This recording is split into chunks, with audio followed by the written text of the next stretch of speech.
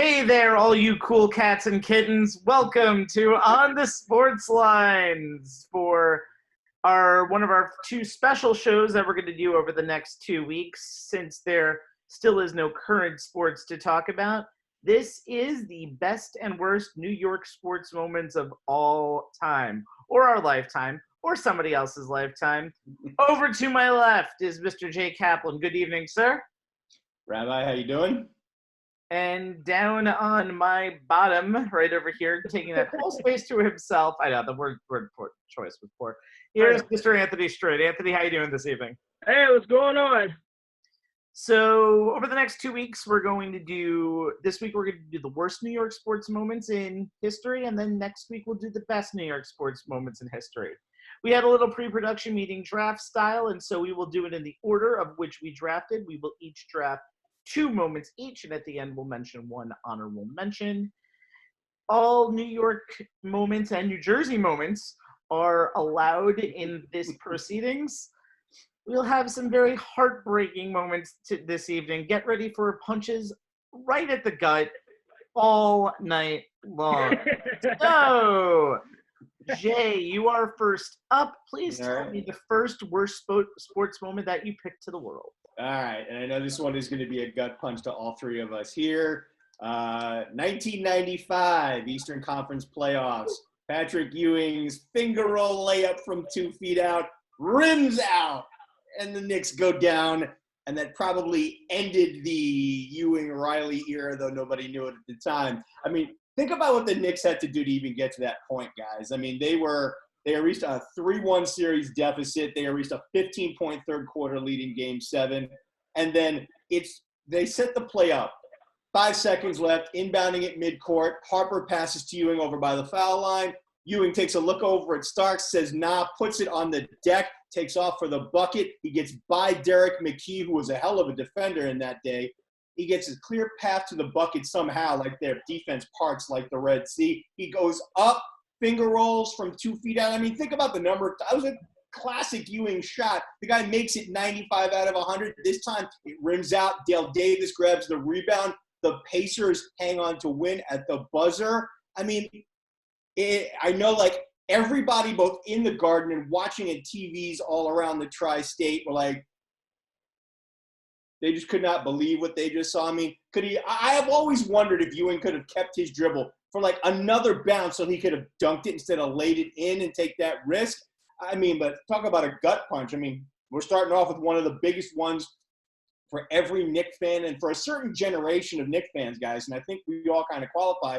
That still lingers. It still stings even to this day. I mean, think about how close they came in the finals of the previous year against Houston. And this was Ewing's last shot, basically. He never got close again. Ooh, boy. I'll do you one even better, Jay. And it happened earlier in that series, and I'm talking about Reggie Miller, late game heroics in Game 1 of the series. Like, keep in mind, if the Knicks hold on and win this game, there is no Game 7. The Knicks can win this series in 6. They were up 105-99. There was 18 seconds left. Basically, game is over, right? Mm-hmm. Except Reggie Miller hits a three-pointer. Okay, cuts lead a 3, no problem. Inbound the ball, make your free throws. Then you just ice the game. Mm-hmm. Instead, Anthony Mason panics. He panics. Once you see Greg Anthony falls down, he inbounds it directly to Reggie Miller, who races back and give Reggie Miller credit. They have the wherewithal to dribble back behind the three-point line, to set up and take another three-pointer that pretty much ties the game. And when all this is going on, the Knicks still had a chance to win this game. Because John Starks was fouled moments later and clanks both free throws. Ewing gets the rebound. He misses the putback. Miller's fouled. He takes his free throws. And suddenly the Pacers go from being down 6 to up 2. And the Knicks, from all this, still had a chance to tie or win the game. Mm-hmm. Greg Anthony comes down court, loses his foot and stumbles, and the ball. Suddenly the game is over. And the Knicks lose a game they inexplicably shouldn't have lost. Yeah. And then think about it. They win this game. They probably win the series in 6 games. they probably wouldn't be in a 3-1 hole they had to climb back out of in the Right. first place. So that late game heroics kind of set the microcosm to what was going on, that what was going to happen at that series. But then on top of that, Reggie Miller's rivalry with the Knicks, in particular Spike Lee. Yeah. It was enough that ESPN eventually made a 30 for 30 out of it. It was just like, if it was a basketball fan, it was a great moment. But as a Knicks fan, that's like one moment you literally want to not think about whatsoever. And I'm a diehard Knicks fan. Going to school the next morning was like a nightmare because everybody knew I was a Knicks fan. Everybody ran up to me. And I thought Jordan roasted us for 55 a few months earlier. It was bad enough. Now I had to deal with this on top of it. So it was really tough to realize. And then on the front page news, back pages, Reggie Miller called him a choke artist. And that's where that term came from. So I kind of went up you on the gut punch.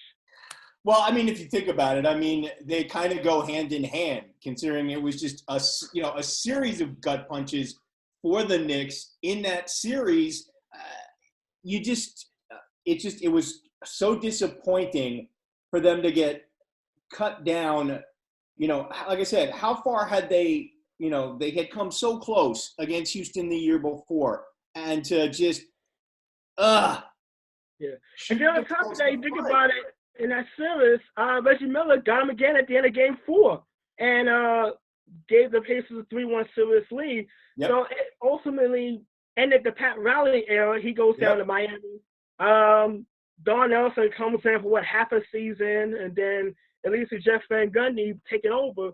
But you think about how wide open that Eastern Conference was at that time with Michael Jordan coming back, but the Bulls weren't really the same. They were a team in transition. And Orlando with Penny and Shaq really just hitting their peak. Yep. You want to if the Knicks opportunity, that two-year window with Jordan pretty much being out of basketball. It was their best window. It was their best window. Oh, absolutely, it was their best window. And we keep talking about how the Knicks after their 1970 triumph, how the 80s, they were okay. I mean, you had the Bernard King era, but there wasn't really any championship aspirations. Too short. You had the 1999 team, which was a great story, but ran up against a much better team. And then you had the James Dolan era, which is filled of clusterfuck after clusterfuck after clusterfuck after clusterfuck. But there wasn't really an opportunity like the 2 years where Michael Jordan was golfing and pursuing his dream of playing baseball, otherwise known as being suspended by the league, allegedly. But the only reason... Not that those words were ever actually spoken or written down anywhere. By many people. But you're right. This is one of the biggest opportunities, really, in all of New York sports. The Knicks had a chance to win 2 titles in this era, and they failed. We'll talk about that year previous, which was more of a gut punch to everybody in a little while. But I am just not convinced that the Knicks are probably right now the most cursed franchise out of anybody in New York. And it's kind of sad to see Patrick Ewing's career is defined basically on those years, and Jay mentioned it perfectly on the Rim Out. Pat Riley is probably the most hated coach in New York history, even though he did so much for this team, by the way he left after what happened. Yep. The New York Knicks are a doomed franchise based on these 2 years alone, and it's by far the closest I'll ever see one of my teams that I really love ever coming close to a championship with the New York Knicks. Any final thoughts before we move on? I want to hear yours, man. Yeah, I'm dying to hear what you got to add to this. So I'm going to have the third and fourth picks, and they're both related in sport, but we're going to start with the third pick, and it's Carlos Beltran's called strike 3 in the end of the 2006 NLCS. Yeah. I'm going to mention this for many moments because this started what is really a gut punch of 3 years for the New York Mets, where they had a shot to win at least the NL and probably win a World Series at this time. had one of the most talented teams out there. And by far, this Cardinals team, I believe this was an 83 or 86 win Cardinals team that barely made it into the playoffs. 83 win Cardinal team that eventually won the World Series. You also had that erased one of the greatest playoff plays in the history of baseball in Andy Chavez's catch in Game 7. Wipes it off the board.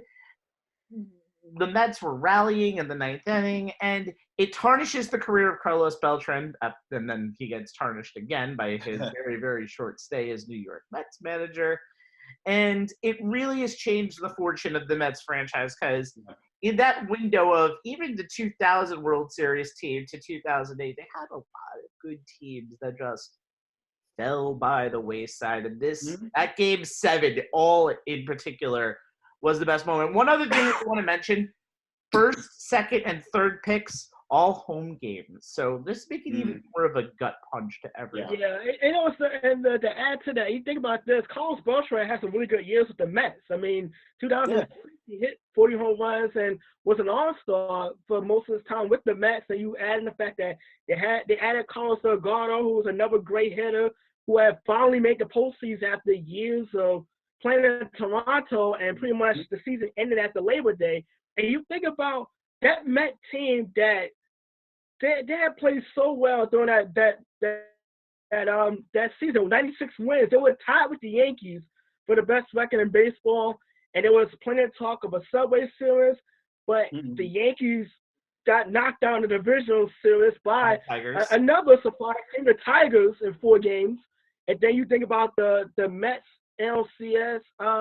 They won Game 1. Tom Glavine was stellar. It was really Game 2, I think, that really turned the tide of that series, because the Mets kind of blew 2 leads late in that game. Billy Wagner gave up a late home run. And then suddenly the Mets came back and found themselves down 3-2 to a team that they were on paper far better than. Right. But then you go back to that pitch. I mean, I gotta be honest. Adam Wainwright threw about as perfect as a 12-6 curveball. It was filthy. I mean, come on. I don't think Carlos Beltran could have done anything if he swung on it. He would just swung over it or foul tipped it or something. Right, but here's the thing, Ant, that I think like galls Met fans, and I've had this conversation. Stephen Pedro, our executive producer and founders of the show, we've talked about this moment several times over the amount of time that we've done the show together. And I think the thing that irks them and a lot of Met fans the most is not that Beltran struck out. It's that he struck out looking, the bat did not even come off of his shoulder. If you had made an aggressive cut, an attempt to you're up there, they're expecting you, you are the guy. You need to at least make an attempt to try and show you are making the effort to put that ball in play. The bat doesn't come off his shoulder. And I think to Met fans, he may have been, look, I agree with you. He was fooled. That pitch from Wainwright was flat out filthy. But the thing is you have got to swing, because you're the guy they're expecting to save them, and you're not going to get a break if the bat just stays on your shoulder. And that's why Met fans to this day will not give him a break. The bases loaded. It was right after Yadier Molina's home run, 2-run homer. The Mets had loaded the bases with 2 outs, so you're thinking one hit probably ties the game. And unfortunately, Beltran just got caught. Yeah, he was fooled. Right. I mean, the fact that without the regular season he had that year, they wouldn't have even gotten that far. But all the fans remember is the bat stayed on the shoulder. And Carlos Beltran was considered a ruthless killer in the playoffs 2 years and 1 year prior with the Astros. Mm-hmm. So just to see, this is probably one of his defining legacies of his entire, virtually what will end up being a Hall of Fame career. This is what New York remembers him. Probably. I don't know. I would say he might not be a first ballot, but I think eventually in our lifetime, he's going in the Hall of Fame. We'll see how long it takes the voters to forgive him. That's fine. I didn't say when he would be a Hall of Famer. I said he'd be a Hall of Famer. But in New York, this is how he's going to be remembered, and hopefully eventually the Mets organization can finally get a World Series run in them. However, going to my second pick, here's a team with a ton of World Series runs in them. Now, I'm a Yankee fan through and through. Jay, you were a Yankee fan. I both. Yep. I was debating between the 2004 team and any moment in that series, whether it be Schilling's bloody sock, whether it be Dave Roberts stealing Game 4, whether it be all of what happened in Game 7. However, that team, I felt like that was fate, so I didn't pick anything from 2004. However, after what happened around September 11th, and seeing how New York was, Rudy Giuliani throwing out the first pitch in the World Series, watching everything go down, even though they got destroyed in Game 6, watching everything in Game 7 between the Yankees and Diamondbacks in 2001, going into that ninth inning when Rivera had a lead and lost a lead, and eventually leads to my second moment, Luis Gonzalez's game-winning single in the 2001 World Series. It is one of the most iconic walk-offs in the history of baseball. Should always be remembered. But however, it kind of ended the Yankees' dynasty from 96 to 2000. The core four would have had one more title. They would have built on their future. And then from what would end up being 2002 to 2008, it was just playoff failure after playoff failure after playoff failure. And this was the catalyst. Mariano Rivera is known for many great things in his career. He is a unanimous Hall of Famer. However, if you would tell him, I think he would think 2001 and 2004 are just two moments, especially 2001 is a moment that he will just never, ever live down. And great for Arizona, but this was a moment that we wanted New York to win this. We wanted to win this for New York. And just to see fate being tempted. There were so many good moments in this series. The Mr. November moment. This was an amazing game between Schilling and Clemens, and it just came down to just a bad ninth inning, and again, clutch hitting from the Diamondbacks in that ninth inning. God, it's another gut punch. Another gut punch. You know what? Look, Luis Gonzalez had a stellar season for the Diamondbacks that year. So, I mean, if anybody was going to do it, it was going to be him. He'd been clutch for them the entire year. And Rabbi, I don't know if it's so much that Mo's never going to live it down, because Yankee fans, I don't think, hold it against him in kind of the way they hold other things against other players. But is that a moment that Mo wishes he could get back? Oh, hells yeah. Because, like you said, reality blew up the Hollywood script, because the Hollywood script has the Yankees celebrating a World Series title in the wake of 9/11. I mean, New York wanted it. New York needed it. And when you're a Yankee fan like we are, you kind of, and it may be a little elitist, and that's fine, you kind of almost expect it. We're in the World Series. It's on our home turf after such a momentous, event in our nation's history that took place in our backyard.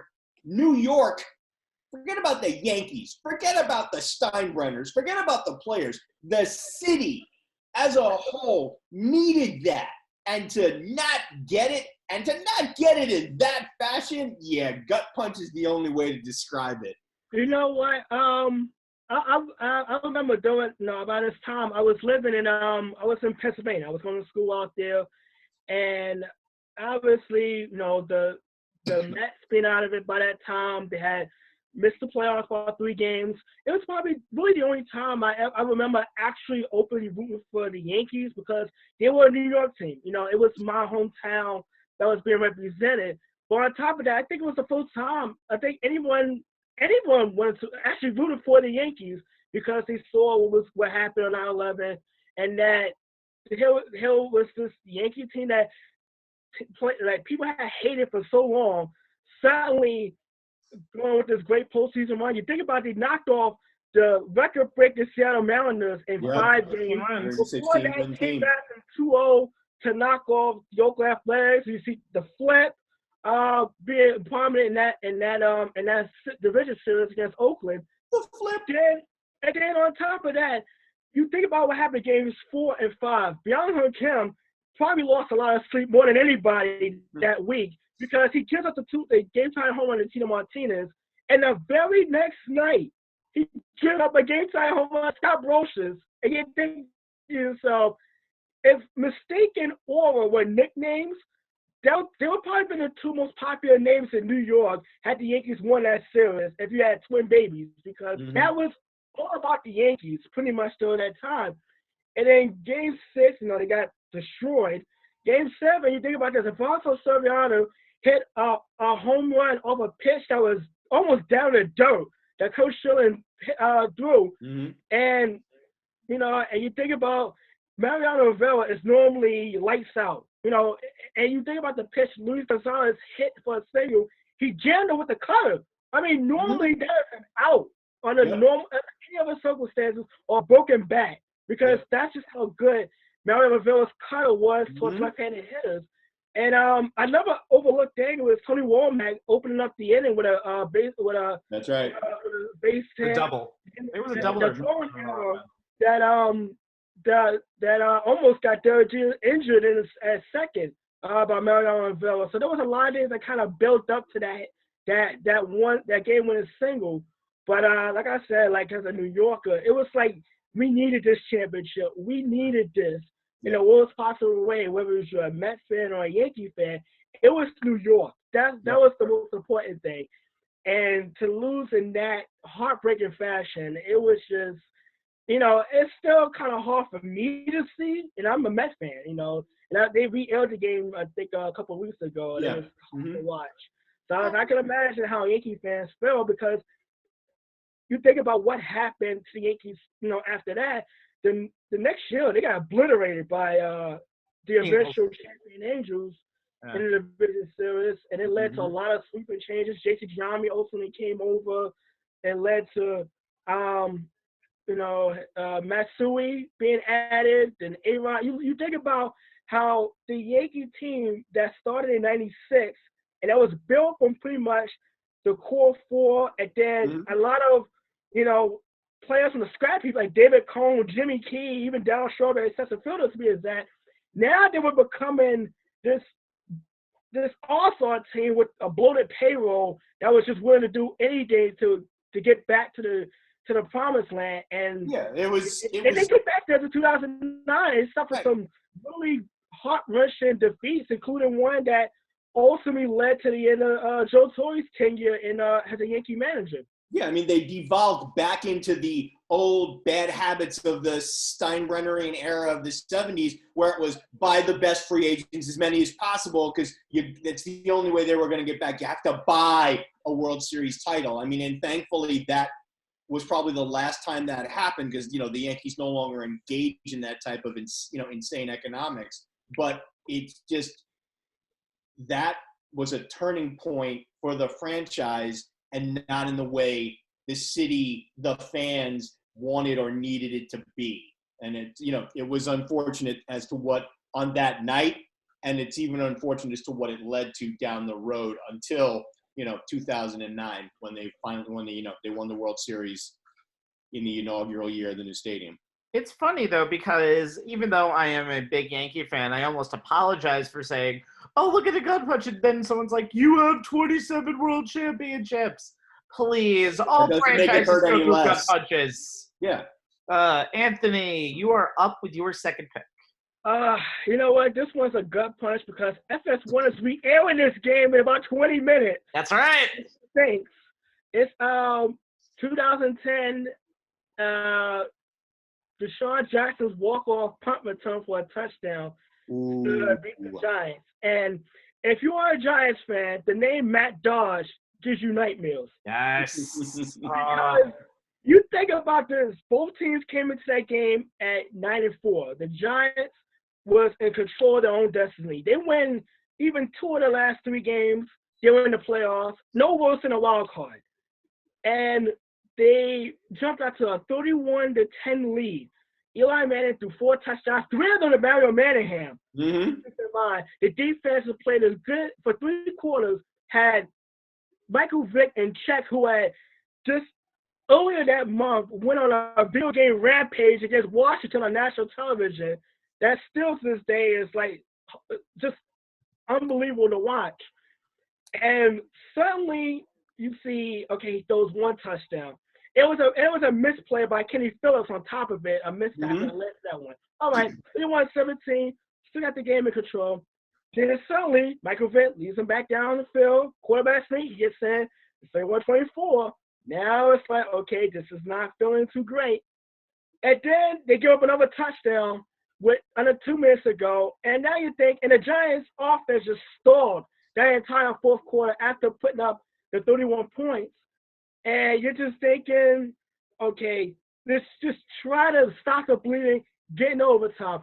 And Tom Coughlin, you literally see him telling Matt Dodge, put the ball out of bounds. Do not put it to one of the most dangerous men. Right? Don't kick it to Deshaun. On top of that, he kicks a low-line drive punt, which doesn't give his coverage team time to get downfield. But and this is what Michael calls him up the game. Yeah. He must have punt. And the Giants coverage team slowed down and stopped. He it just takes off Mark 5, and before you know it, he's trotting down the side along the goal line before he actually and wins the game. And you think about this, Giants gets blown out by Green Bay the very next week. Yeah, I was thinking about that. In a game that they had to win. They win in Washington, but by that time, it's too little too late. They missed the playoffs because of the tiebreakers, because Green Bay clinches the last game of the season in Chicago. And you look back at that one game, and it's like that game cost us a division title. Yeah. And Tom Coughlin even said that prior to the start of training camp the very next year, and this is coming off the lockout. Right. And he said that game cost us an entire season. Yeah. Because the Giants, for what it's worth, was as good as it had been in a number of years since that first Super Bowl run, when they knocked off the previously unbeaten New England Patriots. Yep. And to get to 31-10 with 8 minutes left, and to watch it all go down the drain, and it was just like that. That and the game in San Francisco, the playoff game, where they blew a 38-14 lead, or literally 2 games. Don't say Trey Junkin to me ever. I cannot ever. Those are 2 games I cannot ever sit and watch in its entirety. No matter how many championships the Giants win, I cannot sit and watch those 2 games at all, because it's like reliving a bad nightmare. And you gotta think about this too. My oldest nephew was a diehard Eagle fan. So can you imagine the rip I had get from him? On top of that, I didn't want to talk to him for about a month. I love him. We grew up like brothers, but I didn't want to talk to him. And then on top of that, you watch the Eagles get knocked out in the first round of the playoffs. So it's like we threw away a division title to watch a team get knocked out in the wild card round. It was just like, but 8 months. That was in the back of my head. Like, we gave away a division title that we had literally on our fingertips, and it's still to this day. I don't even want, I'm not even tuning into FS1 at 9 o'clock. You can forget it. No, I mean, and here's the thing. Or something. Yeah, I mean, and here's the thing. I mean, everybody likes to talk about, the hatred for the Dallas Cowboys and how often they've, dominated the NFC East. But every Giant fan knows their biggest and most hated rival in that division is the Eagles. We just can't stand them. They're our dirty birds. So to lose to them anytime is bad enough. But to lose to them in that fashion is just, again, gut punch. Well, if you're old enough, you remember Herman Edwards and the Joe Pisarcik fumble? Yeah. Yeah, and now we have our generation's miracle at the new Meadowlands, as it was called at that time, and it was just like mind blowing, because I just cannot believe this is a Giant team that had to play a game on a Monday night that was legally scheduled for Sunday afternoon because of the Metrodome roof caving in. Remember that? That's right. I forgot about that. A lot of things this Giant team had to overcome. And it was just like, like to this day, I still can't even get over it. Well, let's be fair here. First of all, that team that the Eagles lost to was the eventual Super Bowl champion Green Bay Packers that year. And the Green Bay Packers were just a dominating team late in the season. They were probably one of the best 6 seeds ever to make the playoffs next to Jay's Steelers in 2005. But also, remember what they did then? This is so funny because this is after the Super Bowl win in 42, 3 years later, and right before what would eventually be their Super Bowl 46 victory the very next year. When Tom Coughlin was mentioning, that led to their Super Bowl season. And one thing I just noticed, we've had so many bad, giant regular season memories. It's ridiculous. There's only been one real season where they've been a very dominant team over this decade. And I don't know if you mentioned it, Anthony. I think you were kind of referring to it, and that was the Super Bowl 43 year of 2008-2009, where the Giants were I believe a 12-4 or 13-3 team, got the 1 seed in the playoffs, and then proceeded to lose a horrible wild card game to the Philadelphia Eagles. Yeah, So, and on top of that, that was the Plaxico Burress shot himself in a nightclub. The Giants were rolling along, but you saw that his impact, that impacted the Giants' offense because they weren't the same explosive team. And then you get an Eagles team that defense was just on fire late in that year. You think about what the demolition they did to Dallas, 44-6 in Week 17 to get into the playoffs. Then they went into Minneapolis and shut down Adrian Peterson, knocked off the Vikings. And you mix that with a cold, windy Giants stadium. Really not a big receiving game around the end zone. And it was like the perfect combination to an upset. And unfortunately, the Giants offense literally just did not do anything that afternoon. The defense kept them in it as long as possible they could. But at the end of the day, the Eagles offense just did enough. And that was pretty much what it was. They did just enough. But the Eagles defense won that afternoon without question. Thank God. So that game doesn't bother me as much as Deshaun Jackson's. Yeah. All the game, we dominated and we would get away.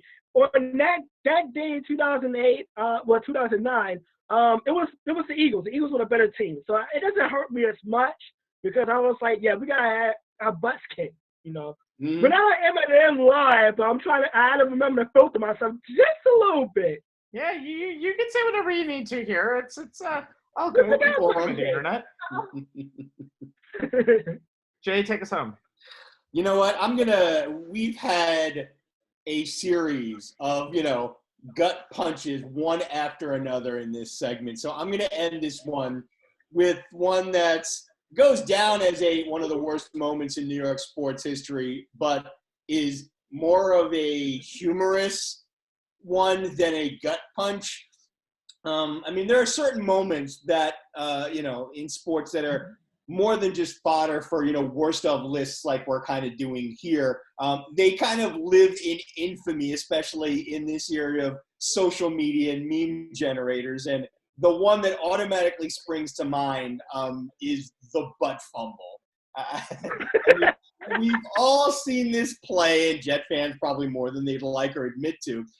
Early in the second quarter, Thanksgiving night, 2012, against the hated New England Patriots, and the Jets had a little miscommunication in the backfield at the snap, and Jets quarterback Mark Sanchez runs forward, bumps into his lineman's posterior, falls down, fumbles the ball. The Pats pick it up, run it back for what would be their second of 3 touchdowns in a 65-second span, that took them into the half with a 35-3 lead for a game they would ultimately win 49-19. And unfortunately, Sanchez was always a good guy. It's not that he was hated. It's not that he was praised, but nobody really overall had any hatred for him. But unfortunately, this is what he's remembered for, especially in New York. Not the 2 AFC title games he took the Jets to or anything else positive he may have done in his career. Hell, guys, we even gave him an award for this play on our 2012 year-end show. So, it just goes to show you that, no matter how many years go by, every anniversary of this play, it's going to get brought up again and again. And unfortunately, Sanchez is never going to escape it. I mean, hell, Jet fans not long after it happened were wearing Sanchez's number 6 jersey, but instead of Sanchez on the back, it said butt fumble. It's not going to go away. It's going to be attached to him for the rest of his life. You know what? You think about the play, and someone, and granted, I was bringing it up on social media during the anniversary because I have a lot of friends who are Jet fans. Mm-hmm. I like to get under their skin a little bit every once in a while. Someone asked me, when's the last time you played in the NFL? I was like, never, but I've also never ran to the backside of a coworker before either. I have 2 things. So I have 2 things working for me right now.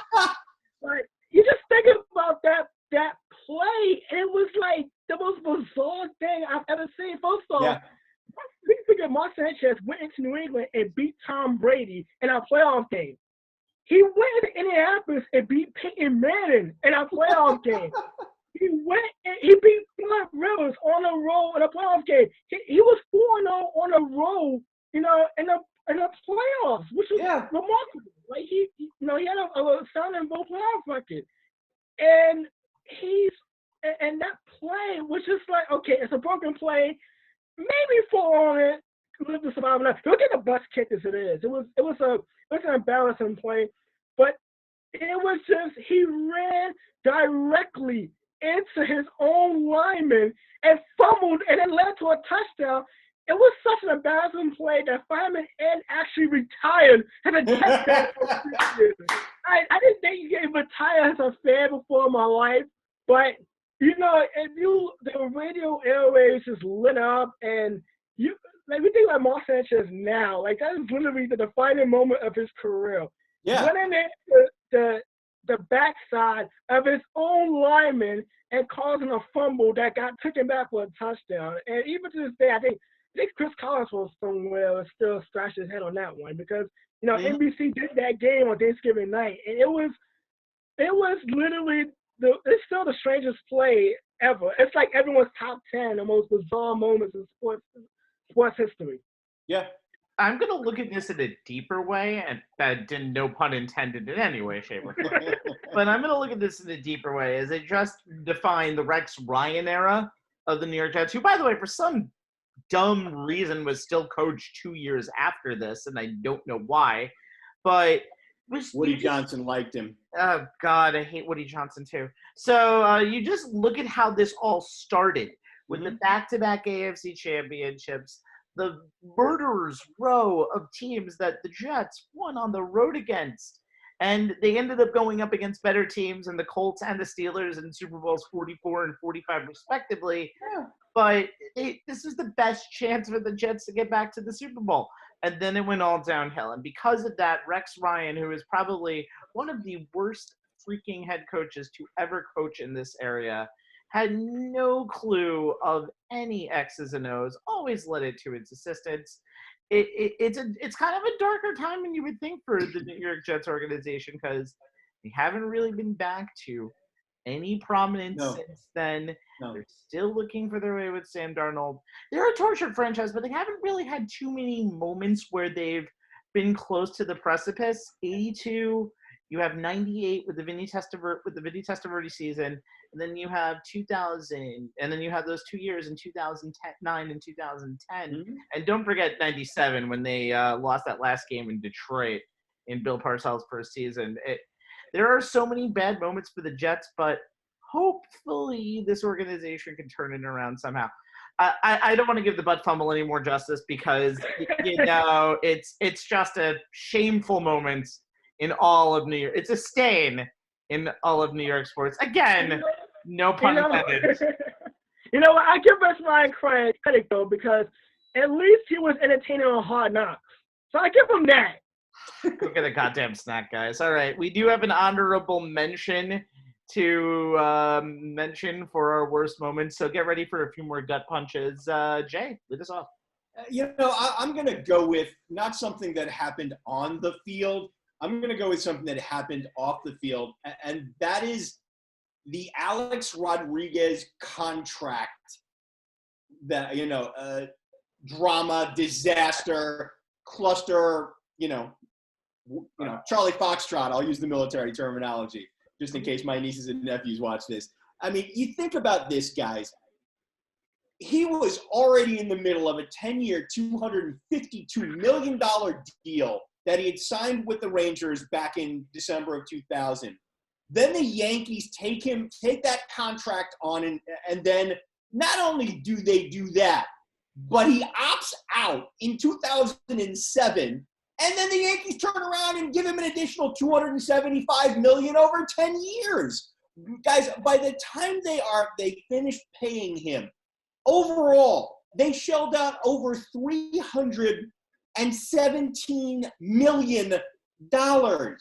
The exact total, and I looked this up, $317,368,852. That is absolute insanity.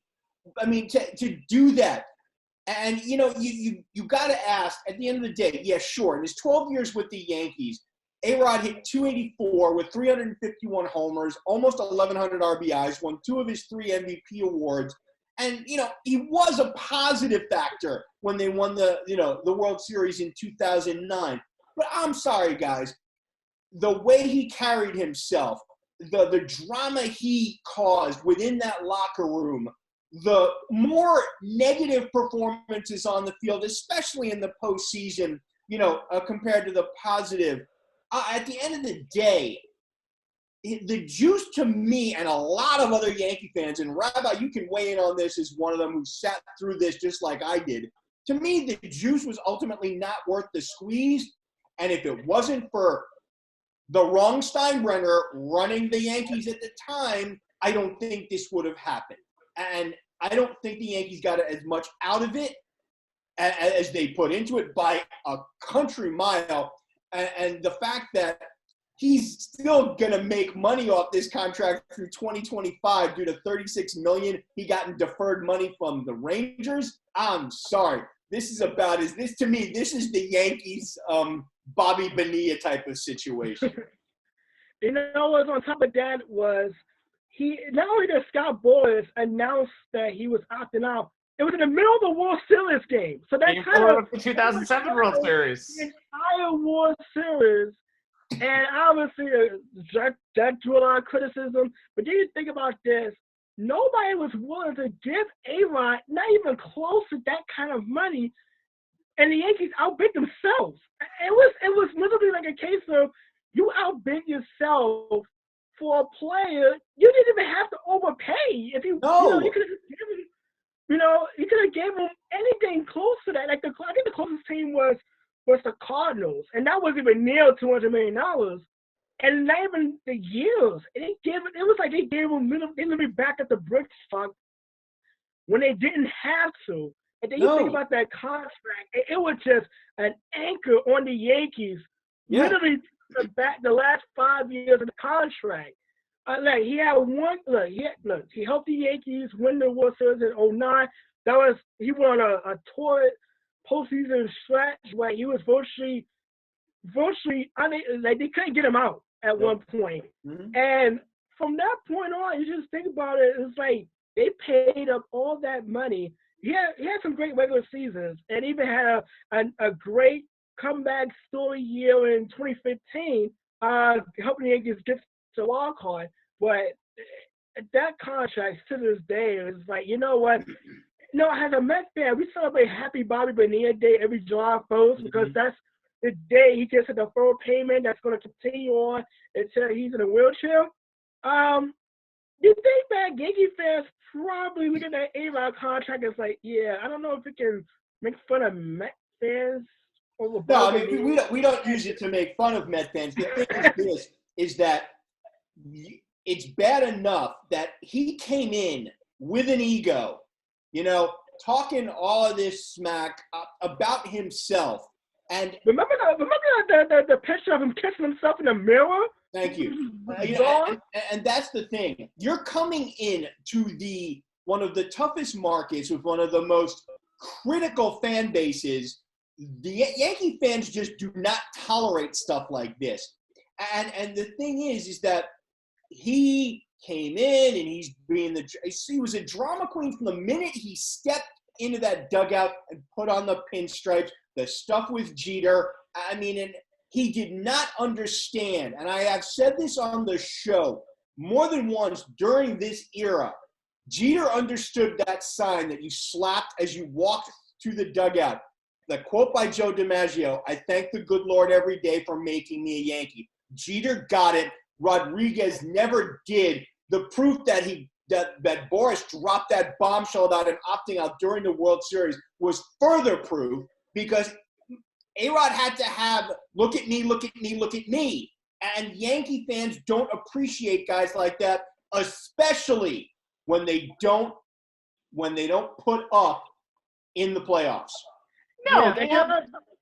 No, go ahead, No. They absolutely don't. But just remember, you have Carl Pavano, Kevin Brown, eventually Giancarlo Stanton, and Jacoby Ellsbury. These are a few of my favorite contracts that have never even come close to helping the Yankees win a World Series. Granted. I understand A-Rod's legacy is not a great one, but 2008, 2009 salvages a portion of that contract. Because let's just say this. Oh, yes, absolutely a little bit. But let's just say this. We celebrate CC Sabathia and the career that he's had, and he also has just as big of a contract and has won the exact amount of World Series as A-Rod had. And here's the difference between A-Rod and every single one of those albatross-like contracts, and I grant you they are, that you noted. None of those guys have been a colossal dick. Well, Kevin Brown was probably a colossal dick, but I don't know about that. And you know what? And it's even more apparent when not just the quintessential Yankee, but the Yankee is literally 50 feet to your left, because you're on third base and Derek Jeter is literally to your left at shortstop. And you think about it, A-Rod and Derek Jeter's friendship never really was the same when they became teammates. Nope. And you think about how Jeter, he was a celebrity, and we know about all the celebrities he dated and all of that, but he was such the professional, and he was the walking symbol of what was not just to be a Yankee, but to be an athlete in the biggest market in the country. And A-Rod, I think he kind of let it get to his head a little bit, because he did. His ego was kind of the big fish in a small pond. But he's in a situation with the Yankees where, hey, buddy, you're one of the trout right now in the aquarium. Yeah. It's the aquarium that gets the attention, not just the one fish that's swimming around at the bottom. And No. I don't think A-Rod really grasped that, especially. No, he never did. Anthony, you have an honorable mention for me? Yeah. You know what? This is a funny story, because I was interning at ABC 7, and I was with Scott Clark at Shea Stadium for this one. The Mets were literally on a verge of blowing a 7-game lead with 17 games left in the season, in the 2007 season, and they needed this win against the Florida Marlins last game of the season, and at worst, they would force a 1-game playoff. At best, they're division champs, and they're in the playoffs. Tom Glavine, who had pitched so well in 2006 on the postseason, you understand this? He pitched 2 gems that got the Mets critical wins against the Dodgers in the division series. In Game 1 against the Cardinals, when he basically was lights out. They needed him just one more great start, and he doesn't get out of the first inning. The Marlins tagged him for 7 runs before the Mets can even record a second out. And I was there. In particular, Lasses Millich, who was playing in right field, misplayed a fly ball that led to 3 runs scoring because he took a bad angle. It was the last start for Tom Glavine in a Met uniform. He was booed off the field. Yep. The Mets lose that game 8-1. Not only did they lose that game, but literally, half that was going on, Jimmy Lawrence, who was in the middle of an NL MVP season, hits a 3-run bomb in Citizen Bank Park. The Phillies run away. They win their last game. Suddenly, the Phillies are the division champions. The Mets at that time had the most historic late season collapse. And I just remember the back in the Daily News, there was that one Met fan that had his head hands over his head in disbelief, and it was just like a stunning turn of events for a team that at the beginning of September were 15 games over 500 and were well on their way to getting healthy. They got Pedro Martinez back just in time for the postseason stretch, and then the Mets starting pitching just imploded. They had Philip Humler, a rookie that was literally down in the minor leagues, starting a critical game against the Nationals late in that season. It was just a complete disaster. And it ultimately led to Willie Randolph being dismissed in the middle of the following season. And that in itself is a story. Oh, man, was that a story. I always felt that Randolph got the shaft. But, I mean, if you think about it, Ant, I mean, who else would you have wanted on the mound that year? I mean, Glavine had – you figure a guy with all of his experience with the Braves, being in clutch situations, in games that you absolutely had to have. And the way he just imploded in that game, I mean, just you're sitting there, and I was sitting there in the stands, and I am watching this unfold, and you keep saying to yourself, this can't be happening. This is Tommy G. This is a Cy Young Award winner. This is a Hall of Famer. How is this happening? Is it the curse of the Mets that, when they absolutely have to have it, the ghost of 1962 rises up to kick them in the butt? Or is it karma's payback for for all of the things that went their way in 1969, like the ball bouncing off the foot of Al Weiss? You just wonder, you just sit there and go, no. I mean, you could not believe that it was happening. And I watched it unfold and just could not believe what I was seeing. Yeah, and on top of that, you think about Tom Glavine's career with the Mets. He won his 300 game with the team and had a couple of solid seasons pitching. And you think about it, he booked in his Met career with bad starts. His very first start with the Mets in 2003, he was knocked out in 3 innings, and the Cubs blew the Mets out at home. And he kind of ended it with a bad start where he only recorded a single out and gave up 7 runs in a game the Mets desperately needed to stop the bleeding, and at the very least force a win-game playoff against the Phillies, which would have been the very next day. Yep. It was just like that whole month of September was just unbelievable because they weren't the strongest they had been the previous season, 2006, which I still say was the best team during that stretch. But they were pretty much set up for the playoffs. We're talking about rotations, Pedro Martinez coming back, how they were going to rest guys down the stretch.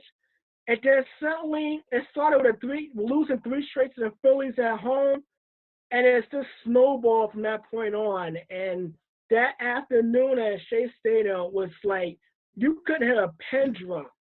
Meanwhile, while it was like a tale of 2 different stadiums. You couldn't hit a pin drop in Shea Stadium, and it was pandemonium in Citizens Bank. So it was just literally like, it was a tale of 2 cities.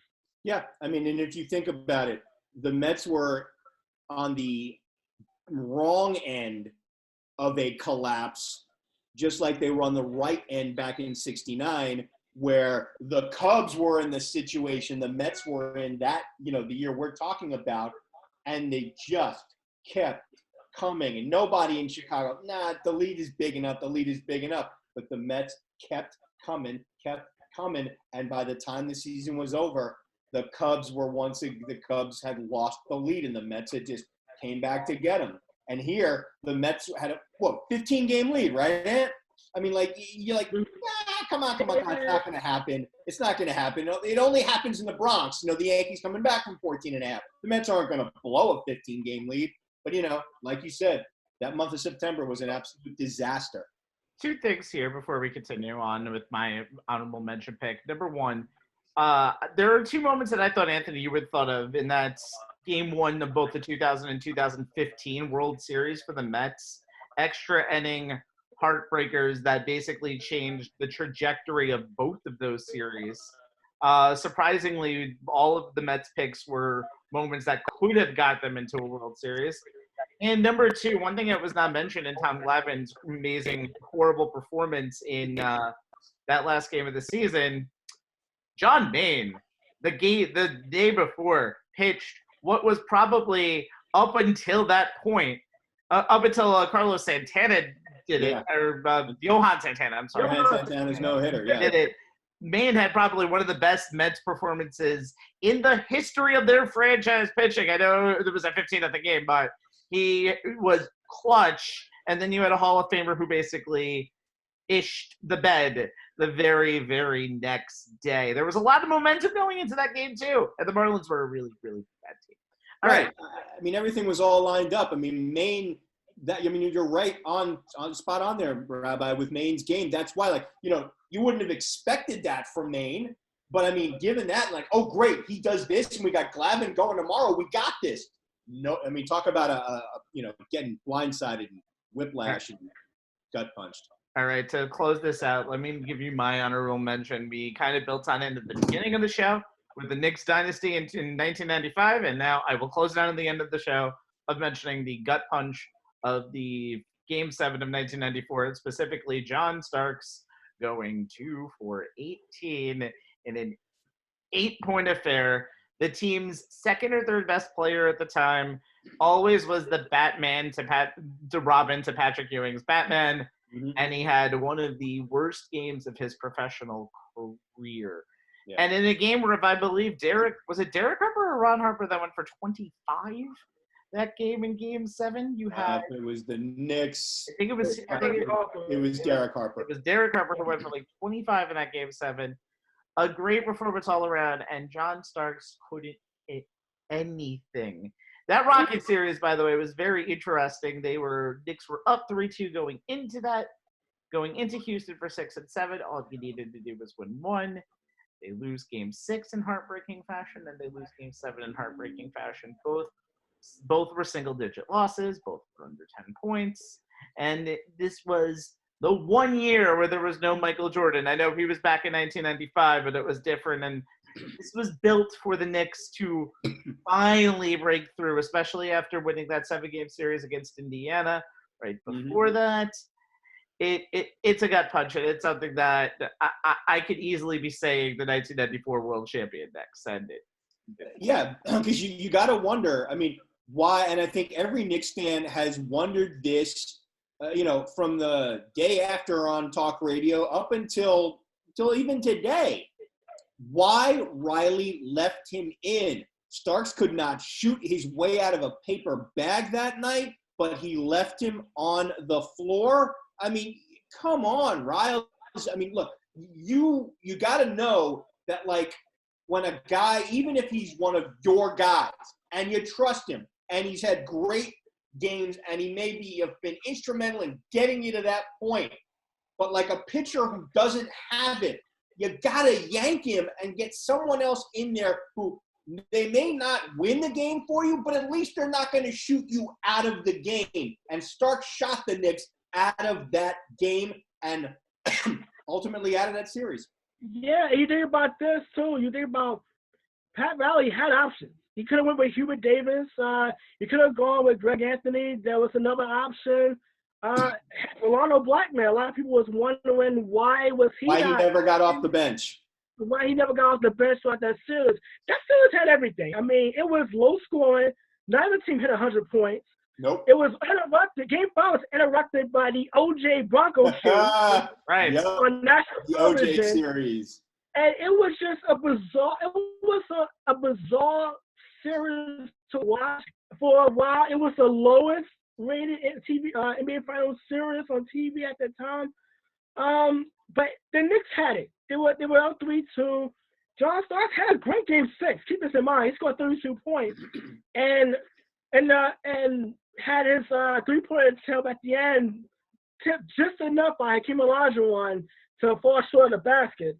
But game 7, it was like he doesn't have. You gotta take him out. Gotta take him out of the game. Yeah. And Hubert Davis, if we forget, Hubert Davis was the hero against Chicago in game 5. We think about the foul call and him knocking down 2 clutch free throws that won that game. And it was just like, you got if a guy doesn't have it, you got to take him out of the game. I mean, I would rather just let somebody give me a chance to keep me in the game as much as shoot me out of one. Like that's an old saying that you can't win a game, but you can't win a championship early in the season, but you can lose a championship if you fall too far behind. And you think about the Knicks losing the game single digits. At any point, it's like maybe Starks could have found a way to contribute without taking so many shots. He took more shot attempts than Patrick Ewing, who the offense ran through.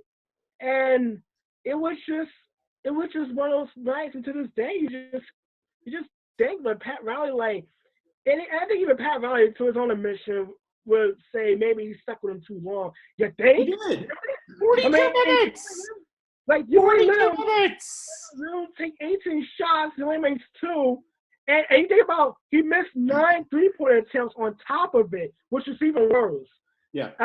You can't keep jacking up shots like that and missing them when the other team has a generational talent like Hakeem Olajuwon, who kept grabbing the rebounds of all of those misses, and the Rockets got extra possessions out of that. You can't keep doing that. And for the life of me, I don't think I will ever understand. I don't know if there's a Knicks fan alive, dead, not even born yet, who will ever understand why Riles just not only left him in the game, but let him keep shooting the ball. It's one of the worst performances in NBA Finals history, and it's a black mark for John Starks' Knicks career. And again, something that I know people won't say that's the first thing to them, but if you put it in the back of his head, I'm sure he'll remember it. Guys, any final thoughts before we head out of here? I like this list that we had a lot. It's fun. Very. You know what? There was one thing that most of these picks have in common is that in the most cases, these are teams who had leads or blew them late, whether it was a division, a pennant race, whether it was a lead that probably could lead to a division title, or in the case of John Starks, could have led to a championship. I mean, like I said, it's one thing that all these moments have in common was that it was a New York team that was in the driver's seat in some formality, and ended up kind of having an Indy 500 car wreck on the final lap. Mm-hmm. If you want to describe it in a worst possible case scenario, it's like basically you get into a wreck on a final lap of the Daytona 500, and you're 50 feet away from winning it all. Yeah. To borrow a phrase that Nice has used often on the show, it's why we play the games on the field and not on paper or on this show. And why we get gun punched all of the time. Anyway, that about wraps it up for this edition of On the Sports Lines, the worst New York moments in sports history. Let's run down the menu. So next week, we will be back again doing the best New York moments in sports history. We're going to do it about the same exact style. So look for that on the YouTube page coming up immediately about a week after this. Also, keep in mind, in 2 weeks, we will be doing an NFL Draft Bonanza show. I don't know how it's going to look, but we were going to have some damn fun doing it because, we have a special guest, Rabbi, our favorite guest caller, our Giants insider, Joe Tafaro, will be sitting either to Anthony's left or Anthony's right, depending on how the foursome knocks out on Zoom. But he will be joining us. And we'll actually get live reaction from him, too, which will be very, very interesting. He'll be here to talk We'll be doing Giants as much as we can live, yes. So let's run down everything. You can catch us on youtube.com/onthesportslines for this and shows that we've actually done in the studio. We've done shows in studios? We have. Really? In a while, but we have. I don't know what the outside looks like. Catch us on Twitter at onthesportslines and like us on Facebook at facebook.com/onthesportslines. For Jay Kaplan and Mr. Anthony Strait, my name is Stephen Rabinowitz. Thank you for spending your evening with us. Thank you for downloading. Please check us out again. We're going to be pretty busy, even though we're in our homes. We can't go anywhere. So please check us out again. We are on the Sports Lines. Good night, everybody. Stay safe. Good night. Stay safe, everyone.